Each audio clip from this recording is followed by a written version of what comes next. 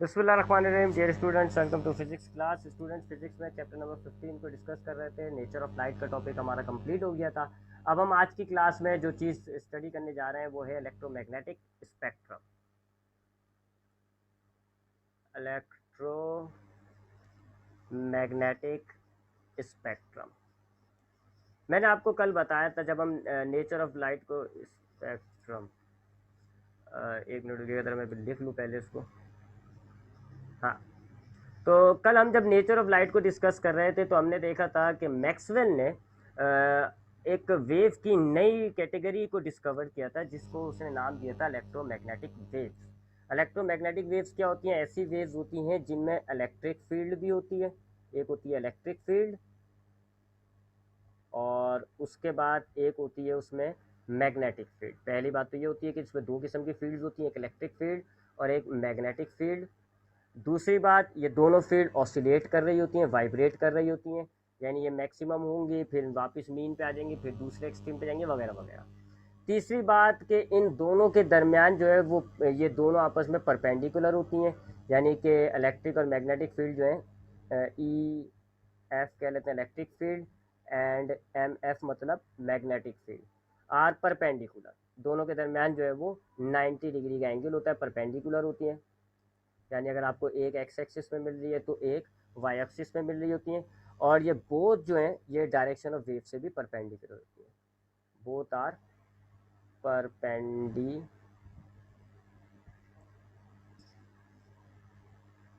Both are perpendicular to direction of wave. ठीक है, ये हमने कल बात की थी। इलेक्ट्रोमैग्नेटिक स्पेक्ट्रम की डिस्कवरी मैक्सवेल के सर जाती है। उसने एक ऐसी वेव डिस्कवर की जिनमें इलेक्ट्रिक और मैग्नेटिक फील्ड्स होती हैं, और ये दोनों फील्ड्स जो हैं वो वाइब्रेट कर रही होती हैं, कम भारी हो रही होती हैं। और तीसरी बात, इन दोनों फील्ड और वेव की डायरेक्शन, इन तीनों चीज़ों के दरमियान 90 का एंगल होता है। तो अगर हम इसको ज़रा ड्रॉ करें तो उसके लिए हम ज़रा ये 3 डायमेंशन वाला कोऑर्डिनेट ले लेते हैं जी। ये आता है जी 3 डायमेंशनल कोऑर्डिनेट, जिसमें से ये वाला जो है ये एक्स एक्सिस हो गया, ये आप हॉरिजॉन्टल है ना, ये एक्स एक्सिस हो गया। ये वर्टिकल है तो ये वाई एक्सिस हो गया। और ये आप समझ लें कागज़ से बाहर निकलता हुआ या अंदर जाता हुआ ये तीसरा डायमेंशन होता है जिसको आप कहते हैं जेड एक्सिस। तो ये चौड़ाई हो गई, ये लंबाई हो गई, ये थिकनेस हो गई। ठीक है, अगर आप एक क्यूब को ड्रॉ करें, ये मैंने एक क्यूब बनाया है, ठीक है जी, ये क्यूब बना दिया जी। तो अब आपका ये क्यूब जो है आपको देखें ऐसे भी फैला हुआ है, ये कहेंगे कि हम ये एक्स एक्सिस में बना हुआ है, ये ऐसे भी बनाया हुआ है जी इस क्यूब को मैंने, यानी कि ये मैंने एक्स एक्सिस में बनाया हुआ है, ये मैंने वाई एक्सिस में, और यूं भी बना हुआ नजर आ रहा है आपको। ये तीसरा डायमेंशन हो जाएगा जेड एक्सिस। ठीक है, तो ये जो क्यूब है ना ये 3 डायमेंशन में ड्रॉ किया हुआ है मैंने। पहला डायमेंशन मैंने एक्स एक्सिस में देखो इसको ड्रॉ किया हुआ है, चौड़ाई में बनाया हुआ है, फिर मैंने इसको लंबाई में बनाया हुआ तो ये वाई एक्सिस हो गया, और फिर मैंने इसको थिकनेस में भी बनाया हुआ तो ये जेड एक्सिस हो गया। तो ये होती है 3 डायमेंशन। अब 3 डायमेंशन के अंदर अगर हम इलेक्ट्रोमैग्नेटिक वेव बनाएं तो एक्स एक्सिस पे हम ले लेते हैं ये इलेक्ट्रिक फील्ड।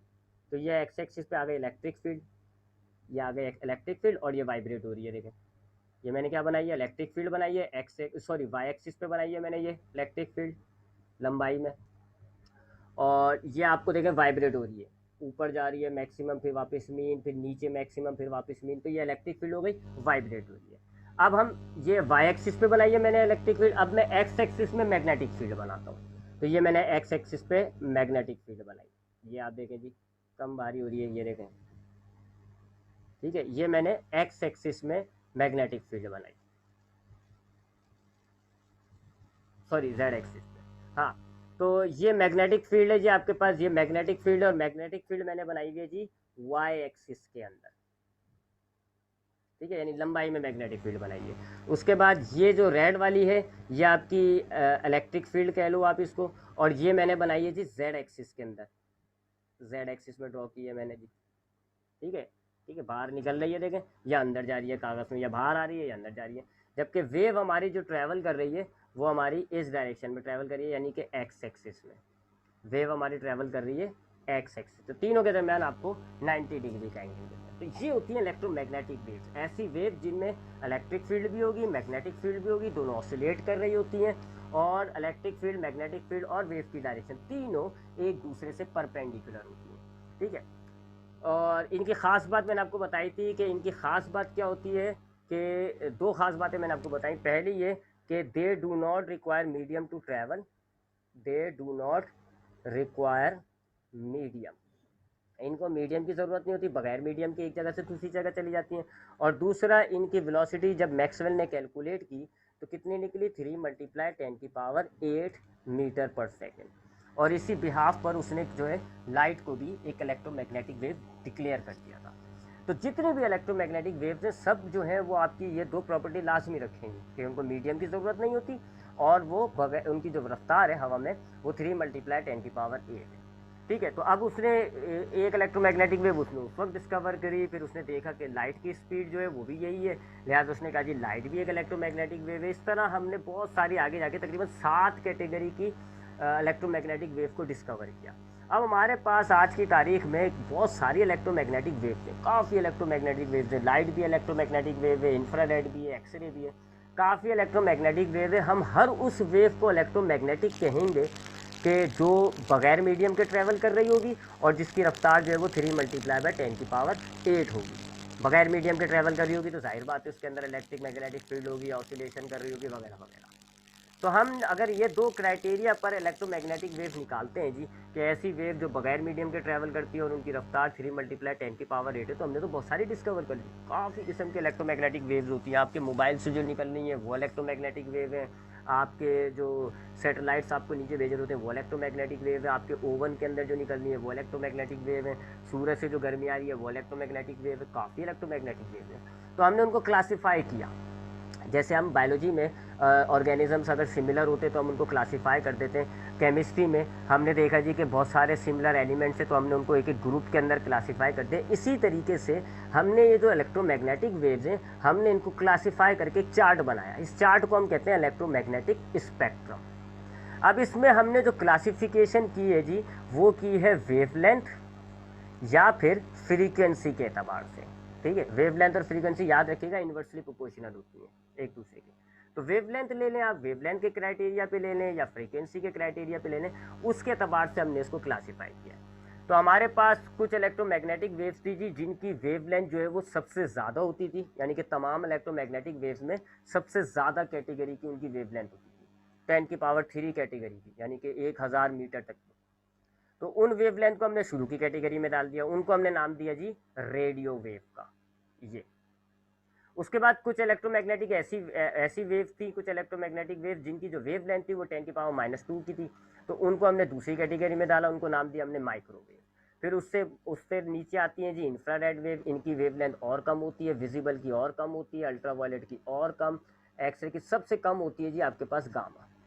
ठीक है जी, हमने इलेक्ट्रोमैग्नेटिक वेव को अरेंज किया हुआ है in decreasing order of wavelength. यूं वेवलेंथ कम हो रही है, ठीक है, ये देखो आप, यहाँ देखो वेवलेंथ कितनी बड़ी आ रही है और यहाँ देखो आप वेवलेंथ कितनी छोटी आ रही है। तो वेवलेंथ जो है वो इस इलेक्ट्रोमैग्नेटिक स्पेक्ट्रम जो हमने बनाया हुआ है, चार्ट बनाया हुआ है, तो यूं अगर हम चलें तो वेवलेंथ जो है वो डिक्रीज हो रही है, कम होती जा रही है वेवलेंथ। यानी सबसे ज़्यादा वेवलेंथ आपको इस चार्ट के अंदर सबसे ज़्यादा वेवलेंथ किसका होगा, रेडियो वेव का, और सबसे कम वेवलेंथ किसका होगा, गामा रेज का। इसी तरीके से अगर हम फ्रीक्वेंसी के एतबार से देखें तो फ्रीक्वेंसी इंक्रीज हो रही है। सबसे कम फ्रीक्वेंसी होती है आपके पास ये रेडियो वेव की 10⁻⁴, फिर माइक्रोवेव की थोड़ी ज़्यादा होती है 10⁻⁸, इंफ्रारेड की और ज़्यादा होती है 10⁻12, और सबसे ज़्यादा होती है गामा रेज की 10⁻20। तो अगर हम अक्रॉस द चार्ट यूं चलेंगे तो फ्रीक्वेंसी जो है वो इंक्रीज हो रही है। ठीक है, तो हमारे पास जितनी भी इलेक्ट्रोमैग्नेटिक वेव्स थी हमने उनकी वेवलेंथ फ्रीक्वेंसीज को मेजर करके ये चार्ट बना दिया। अब इस चार्ट के एतबार से हमारे पास 7 किस्म की इलेक्ट्रोमैग्नेटिक वेव्स होती हैं। कुछ इलेक्ट्रोमैग्नेटिक वेव्स होती हैं जिनकी वेवलेंथ जो है वो कम होती हैं, 10⁻³ में होती हैं, तो हम उनको रेडियो वेव्स में डाल देते हैं। थोड़ी सी ज़्यादा होती हैं माइक्रोवेव में डाल देते हैं, थोड़ी सी और ज़्यादा होती हैं, सॉरी और कम होती हैं, तो हम उनको जो है इंफ्रा में डाल देते हैं, और जो सबसे कम वेवलेंथ वाली होती है उनको हम गामा रे में डाल देते हैं। तो यूँ हमारे पास ये 7 किस्म की इलेक्ट्रोमैग्नेटिक वेव्स हैं। याद रखिएगा, अगर हम इस इलेक्ट्रोमैग्नेटिक स्पेक्ट्रम में लेफ्ट से राइट जाते हैं, फ्रॉम लेफ्ट टू राइट जा रहे हैं, तो वेवलेंथ डिक्रीज हो रहा होगा, फ्रीक्वेंसी इंक्रीज हो रहा होगा, और एनर्जी भी इंक्रीज हो रही होती है। ठीक है, एनर्जी भी बढ़ती रहती है, यानी रेडियो वेव में कम एनर्जी होती है, गामा में ज़्यादा होती है। ठीक है, तो अब हम जरा बात करते हैं ये 7 किस्म की वेव्स। इसमें से पहली वाली जो है रेडियो वेव, ये वेव्स क्या होती है जी, इनकी सबसे कम वेवलेंथ होती है, वेलोसिटी सबकी सेम होगी, याद रखिएगा, because they all are electromagnetic wave. ये सारी वेव बगैर मीडियम के ट्रेवल हो जाती है, सबकी रफ्तार वही है जी 3 × 10⁻⁸। फर्क कहाँ पर है? वेवलेंथ फ्रीक्वेंसी पे, ठीक है। वेलोसिटी सेम है इनकी, सबकी वेलोसिटी क्या होगी जी? वही 3 × 10⁸। बस फर्क कहाँ पर आ रहा है? वेवलेंथ में और फ्रीक्वेंसी में, ठीक है। तो हमारे पास इलेक्ट्रोमैग्नेटिक स्पेक्ट्रम हो गया जी। ये क्या होता है? हमारे पास जितनी भी वेव, हमारे पास जितनी भी इलेक्ट्रोमैग्नेटिक वेव्स हैं, हमने उनको एक चार्ट के अंदर क्लासिफाई किया हुआ है।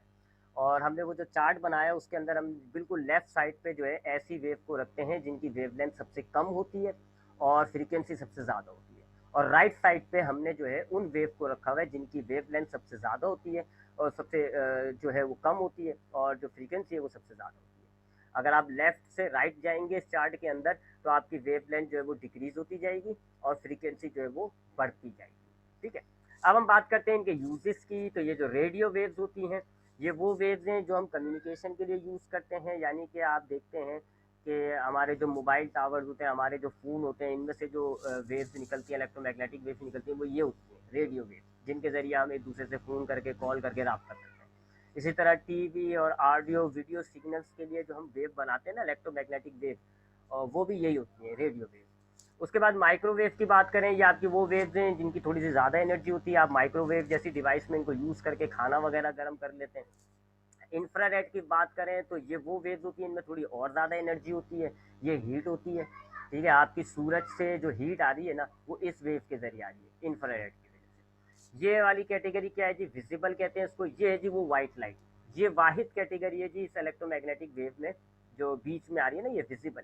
ये है जो आप अपनी आंखों से देख सकते हो, यानी इन वेव, ये जो विजिबल वेव्स हैं, इन वेव्स को हमारी आंखें डिटेक्ट कर सकती हैं, इनको हम देख सकते हैं इनको। इसको हम कहते हैं ये वाइट लाइट है, ठीक है। बाकी ये जिससे पहले की है इसके बाद की है, इनको आप देख नहीं सकते।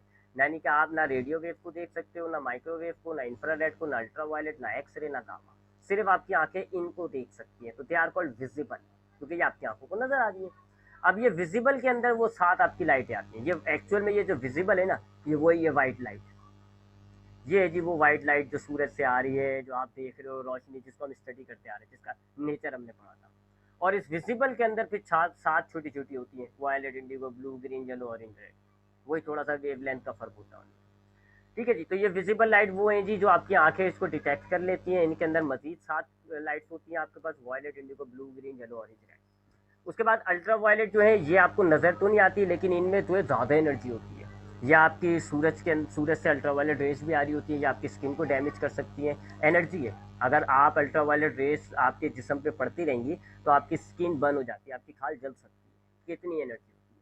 उसके बाद ये जो कैटेगरी है एक्सरे, इनको आप मेडिकली यूज़ कर रहे हैं, तो आपको पता है जी एक्सरे के ज़रिए जो है हम अपनी हड्डियों के एक स्केच बना देते हैं, जिसकी वजह से हमें हड्डियों की प्रॉब्लम्स और उसकी डिफॉर्मिटीज़ की स्टडी करने में मदद मिलती है। एक्सरे में काफ़ी एनर्जी होती है, या आप समझ लें काफ़ी आपके गोश्त को, आपके खाल को भी क्रॉस करके निकल जाती है, सिर्फ ये हड्डियों से रिफ्लेक्ट हो जाती है।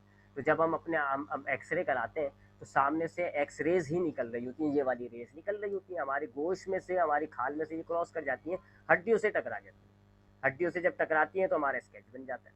तो ये नुकसानदेह होती है, अगर हम ज़्यादा एक्सपोजर लेंगे एक्सरे के अंदर तो हमारी बॉडी को, हमारे टिश्यूज़ को डैमेज हो जाता है। और बिल्कुल आखिरी कैटेगरी में जो आ रही है वो है गामा रेस।